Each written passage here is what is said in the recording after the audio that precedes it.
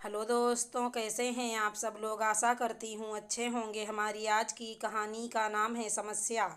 अचानक किसी ने ज़ोर से दरवाज़ा खटखटाया। सौम्या की आंखें खुल ही नहीं रही थीं। रात भर सो नहीं पाई थी, पर ससुराल में पहला दिन था। सर पर पल्लू लिया और नज़रें झुकाकर दरवाज़ा खोला। सामने रंजीत था। भाभी 5 बज गए हैं, उठ जाइए। मम्मी और दादी भी उठ गई हैं। अपने देवर का इस तरह से आकर जगाना सौम्या को अजीब ही लगा। वैसे भी अभी उसे क्या काम था। वो रात को अलार्म लगा रही थी, पर दीपक ने मना किया था। आप जल्दी से नहाकर नीचे आ जाओ, मैं जॉगिंग के लिए जा रहा हूँ। दीपक को बिस्तर पर सोते देखकर बोला, अब इनसे तो वजन कम ना होगा। और कुटिल मुस्कान लिए वो चला गया। सौम्या ने समय देखा और जल्दी ही साड़ी पहनकर पल्लू लेकर वो नीचे आ गई। आंगन में रखी खटिया पर गद्दा बिछा था। सासू माँ ने वहीं बैठा दिया। झपकती आंखों से नींद को भगा रही थी। बैठे बैठे नींद आ रही थी। यहाँ आकर बैठने से अच्छा था वो 2 घड़ी और सो लेती। दिन भर नींद तो ना आती। आते जाते रिश्तेदार मुआयना कर रहे थे। ताई जी बोल रही थीं, थोड़ी सी नाक मोटी है और बाल भी घने नहीं हैं। फिर भी दीपक के मन भा गई तो क्या करें। चाची जी बोल रही थीं, दान दहेज भी ज़्यादा ना लाई। पता नहीं भाभी जी बहू क्या देख कर ले आई। इतनी ही देर में दीपक आ गया। रात की अधूरी नींद उसकी आंखों में झलक रही थी। भाभी और बहनों को आसपास में हंसी ठिठोली करते देखकर दीपक वहां से चला गया। घर में दादा ससुर जी बीमार थे, तो उनका हनीमून पर जाना कैंसिल हो गया। सौम्या का बड़ा मन था कि वो दीपक के साथ में घूमने के लिए जाए, पर बड़ी बहू को ये तिलांजलि देनी ही पड़ती है। कुछ दिनों में सौम्या ने रसोई संभाल ली। देवर रंजीत हर बात में टोका टोकी करता था। घर में ननद नहीं थी, इसलिए वो ननद की भूमिका बड़े दिल से निभा रहा था। सौम्या के खाने में मीन मेख निकालता था। सौम्या जरा सा आराम कर लेती तो दादी के कान भर देता। शादी के 6 महीने बाद दादा ससुर की मृत्यु हो गई। सौम्या मन ही मन सोच रही थी कि काश वो हनीमून पर तो चले जाते। दीपक का जन्मदिन आ रहा था। सौम्या दीपक को उपहार देना चाहती थी। उसने रंजीत को उसे बाजार ले जाने को कहा। रंजीत बाजार ले गया। वहां जैसे ही सौम्या ने दीपक के लिए एक कुर्ता पजामा लिया, तो रंजीत ने टोक दिया, भाभी आप अपनी ही मनमर्जी से शॉपिंग कर रहे हो। आपने मम्मी और पापा से पूछा कि दीपक भैया के लिए उपहार ले रही हो, वो भी इतना महंगा। अब आपको हर काम मम्मी और पापा से पूछ कर करना चाहिए। सौम्या स्तब्ध रह गई, क्योंकि रंजीत को तो पता था कि वो उपहार लेने ही आई है। घर जाकर बड़ा तमाशा खड़ा हो गया। आंसुओं के कड़वे घूंट पीकर सौम्या रसोई के काम में लग गई। दीपक को उसने रात को ही उपहार दे दिया। दीपक से रंजीत 4 साल छोटा था, पर बड़ा ही चालाक किस्म का था। भाभी की हर गतिविधि पर नज़र रखता था। सौम्या के ताऊ जी उसी शहर में रहते थे। एक दिन उन्होंने सौम्या और दीपक को दिन में खाने पर बुलाया। सौम्या जब शाम को लौट कर आई तो रंजीत बोल पड़ा, क्या भाभी थोड़ा जल्दी आते, आपके रहते हुए मम्मी को खाना बनाना पड़ रहा है। सौम्या ने कपड़े भी नहीं बदले और रसोई में लग गई। सासू माँ भी नाराज ही लग रही थीं। पता नहीं मायके गई हुई बहू से ये ससुराल वाले नाराज क्यों रहते हैं। बहू के जाते ही इनका चेहरा गुस्से से भर जाता है। एक दिन सौम्या अपनी सहेली के घर गई थी। वहां उसने जींस पहनकर कुछ फ़ोटो खिंचवा ली। रंजीत ने भाभी से मोबाइल लेकर सारी फ़ोटो अपनी मम्मी को दिखा दी। सौम्या को बहुत कुछ सुनना पड़ा। घर में तूफान आ गया। सौम्या रंजीत की बातों तानों और हरकतों से परेशान हो चुकी थी, पर क्या करती। दीपक बहुत ही सीधे थे और रंजीत अपने भाई को एक सेकंड में चुप कर देता था। दादी कभी कभी रंजीत को डांट देती थी कि सौम्या तेरी भाभी है, पर सासू माँ कुछ ना कहती। रंजीत वैसे भी उनका लाडला था। सौम्या अब प्रेग्नेंट हो गई थी। ऐसे में जी भी कच्चा रहता है और काम करने की भी इच्छा नहीं रहती है।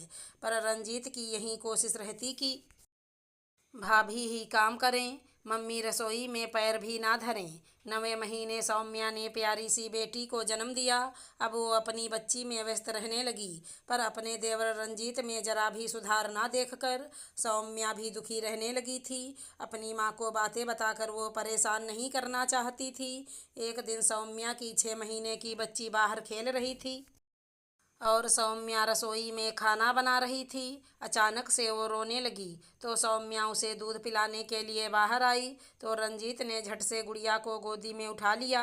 भाभी, अब गुड़िया का बहाना नहीं चलेगा, आप खाना बनाइए। बच्चे तो रोते ही रहते हैं, आप तो गुड़िया को लेकर आराम फरमाएंगी और मम्मी को खाना बनाना पड़ेगा। सौम्या कुछ बोल ना पाई। उसकी बेटी रोती रही और रंजीत उसे बाहर ले गया। सौम्या ने जल्दी से हाथ चलाए और रसोई का काम निपटाकर दूध के लिए तड़पती अपनी बच्ची को सीने से लगा लिया। उसने दीपक से भी शिकायत की, पर दीपक सीधे थे और रंजीत हर मामले में दीपक से तेज ही पड़ता था। रंजीत को तो घर के कामों में दखल देने से ही फुर्सत नहीं मिलती थी। अब रंजीत के लिए भी लड़की देखी जाने लगी। रीमा ब्याह कर घर आ गई। रीमा जैसी सुंदर पत्नी पाकर रंजीत बहुत खुश था। पूरे ब्याह में गुड़िया किसी की गोदी में नहीं आई। सौम्या ने ब्याह का काम भी निपटाया और बच्ची को भी संभाला। शादी के दूसरे दिन 7 बज गए, पर रीमा कमरे से निकलकर बाहर ना आई तो सौम्या ने जोर से दरवाज़ा खटखटाया तो रंजीत बाहर निकला। भाभी, ये क्या तरीका है?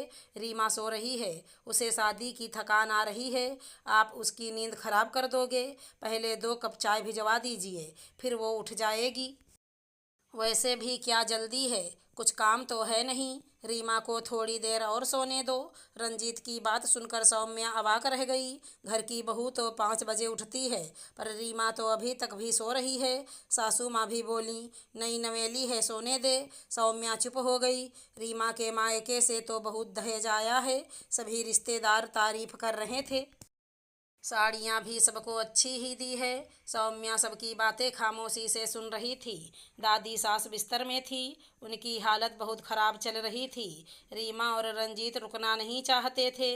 मम्मी, सारी बुकिंग हो चुकी है, पैसे बर्बाद हो जाएंगे, हम दोनों हनीमून पर जा आते हैं, कुछ होगा तो आप सब बड़े तो घर में हैं।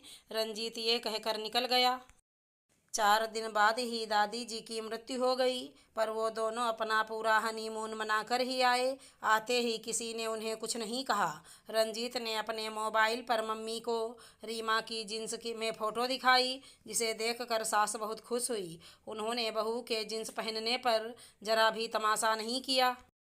रीमा रसोई में काम कम ही करती थी। वो इससे बचने के तरीके ढूंढती।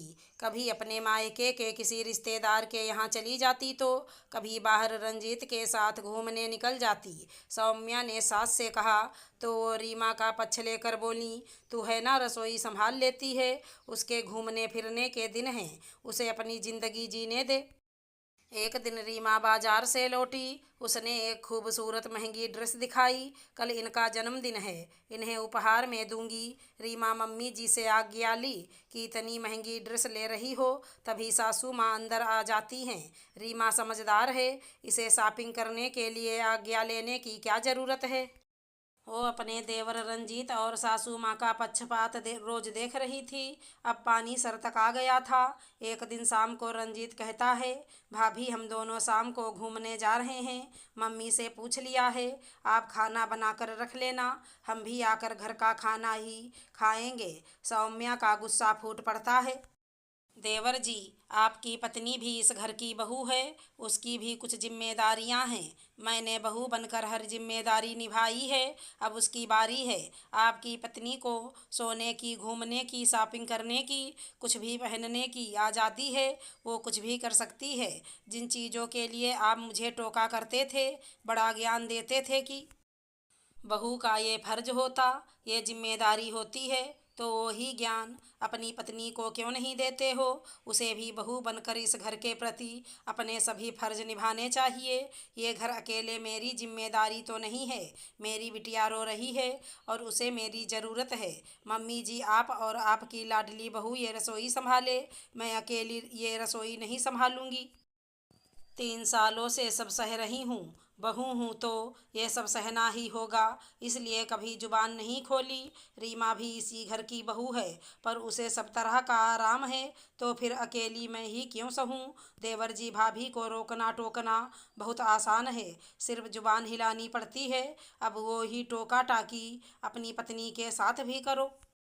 उसे भी घर की बहू का हर फर्ज निभाने दो, उसको भी अपनी जिम्मेदारी निभाने दो। एक बात और कहनी है, कल को आपके भी बच्चे होंगे, वो रोते रहेंगे और रीमा को रसोई का काम करना पड़ेगा, तब आपको दर्द आएगा। मेरी बेटी और मेरा दर्द तो कभी नहीं आया, लेकिन मैं माँ हूँ, आपकी पत्नी को इस दर्द से ना गुजरना पड़े, ये कोशिश करूँगी।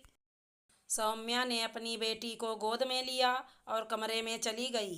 अंदर जाकर दीपक से लिपट कर बहुत रोई। मन हल्का हो गया, आखिर तुमने आज हिम्मत करके बोल ही दिया। दीपक ने सौम्या की सराहना की। अगले दिन सौम्या 5 बजे की जगह 6 बजे उठी। रसोई में गई तो रीमा भी वहाँ थी। आज रीमा और उसने मिलकर रसोई संभाली। सौम्या के चेहरे पर विजयी मुस्कान थी। आज सौम्या को समझ में आ गया था कि हर समस्या का समाधान करना नहीं होता है, बल्कि समस्या को बढ़ावा देना होता है। इंसान जब तक अपनी बात दूसरों तक पहुंचाएगा नहीं, तब तक उसे वो बात समझ में नहीं आएगी और समस्या का हल नहीं निकलेगा।